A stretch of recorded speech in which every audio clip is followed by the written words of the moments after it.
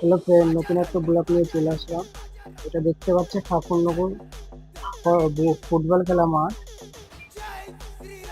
Football খেলা মাঠে club আগে ছিল তৃণমূলের দখলে, এখন বিজেপি জিতার পরে বিজেপি চলে এসছে। বিজেপি কিভাবে দখল করছে দেখো। আর বিজেপি যেন ভালোভাবে কাজ করুক, উন্নয়নে ভালো করুক, নারীর সুরক্ষা করুক,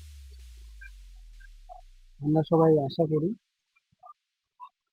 জয় শ্রীরাম।